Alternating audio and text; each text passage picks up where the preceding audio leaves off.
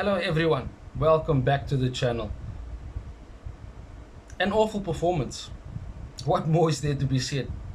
It's not what we didn't expect, but we did expect a bit of fight, especially after that game against Liverpool in the FA Cup. You just don't know with Man United this season, do you? One day we are playing well and we are winning, and the next game we look like we don't know each other. Why do we have players choosing not to run, choosing not to fight, and just being poor in the adaptation of what you are supposed to be doing? What are they doing in training? Why do they look clueless on the pitch? Brentford should have won. 85 touches in the box, 31 shots. Where do we find ourselves on that pitch? We were not on the pitch at all. The likes of Rashford, McTominay, Garnacho, Hoyland, Delo, Wan-Bissaka, Maguire. You could go through the entire team, and bar one or two, the rest of the team were once again absolutely poor. And it doesn't seem to be they're just playing poorly. It's literally them choosing not to fight, not to have an intensity when they are on the pitch. And once again, Ten Hag made it very clear after the game, and it's not something you want to hear from a manager of Manchester United or any club for that matter, that Brentford wanted it more. That is an embarrassment to you as a professional to hear that your manager is saying that your opposition wanted to win more. We were nowhere to be seen. I'd probably say Onana was man of the match. Kobe Mainu doing what he does. Again, head and shoulders above everyone on the pitch. If it was not for Onana, we probably conceded more goals. In the first half, we could have easily been 3-4-0 down. They hit the post 3 times. The crossbar as well. We certainly did not look like we were up for the fight. I don't think some of the players wanted to be there. The lack of a press when we're going forward and trying to close down Brentford, only for their goalkeeper Flecken to just pop it over Rashford or Garnacho's head to their wingbacks. And then they are on us and they have a shot. If they had better finishing, they probably and should have won the game, and deservedly so. Where do we go under Ten Hag? For me, it is difficult to see what he's trying to build because there doesn't seem to be a style of play or a structure. Now, I'm going to back him until the end, for sure. But that doesn't mean that he is not coming with mistakes. The players that he chooses to start, McTominay, doesn't give us anything in midfield. The decisions he makes during the game to try and win it. Okay, Mason Mount got his first goal. I was happy and glad for him, and of course you celebrate that. But it was embarrassing to celebrate that goal knowing that we did not deserve it.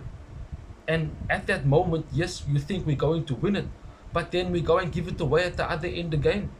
We simply don't defend well, we lose concentration, we don't show fight, we don't show game management intelligence to just get the ball away from our box.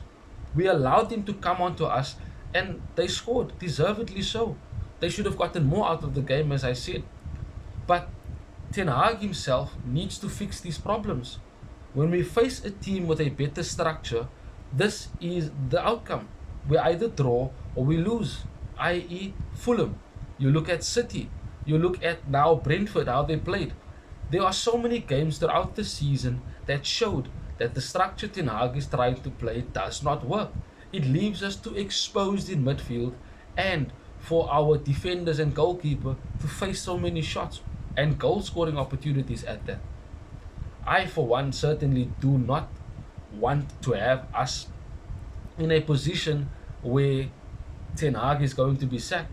But it looks that way right now because we have Chelsea next. We have Liverpool coming on the weekend, and these are 2 tough games. More tougher than what it will be against Brentford. And the last time we played Chelsea, if they took their chances, they could have won that game as well at Old Trafford. So it's not to say that we're going to go into this game with confidence. Liverpool will not be as bad as they were in that FA Cup game.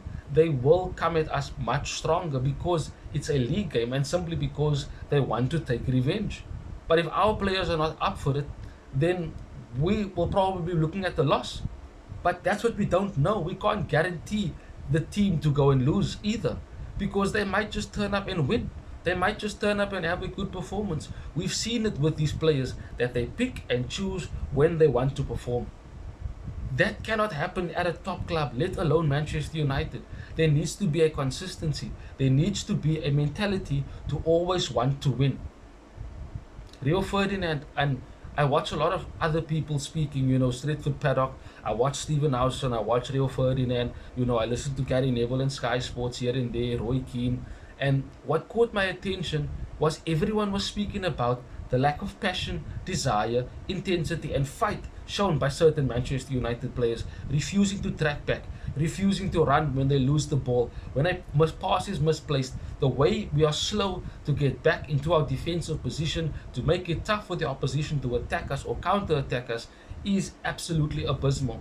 And that is either by choice or these players are throwing Ten Hag under the bus, because I do not think Ten Hag is like, cool, let them come and attack us, we'll just counter. Let them take as many shots as they want, we'll counter. I don't think that is the case. It is the players' mentality that is weak, and that is the reason why we find ourselves having these up and down performances. Because players choose when they want to perform. We've seen this for the past few years, even before Ten Hag, that these players, when they don't decide to be up for it, they will just throw the towel in at the very beginning of the game. You could see it after 15 minutes. Brentford were the better team, and deservedly so because of the intensity. But we have to move on. It is Chelsea next, Liverpool after that. It's make or break for Ten Hag. I don't think we're getting Champions League. I don't think that we are going to be finishing any higher than 6th.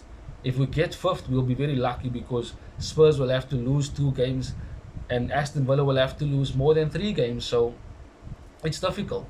But a bit of news just before I end off. One, Jason Wilcox has resigned from Southampton as their director of football and has accepted the offer from Man United to become our new technical director.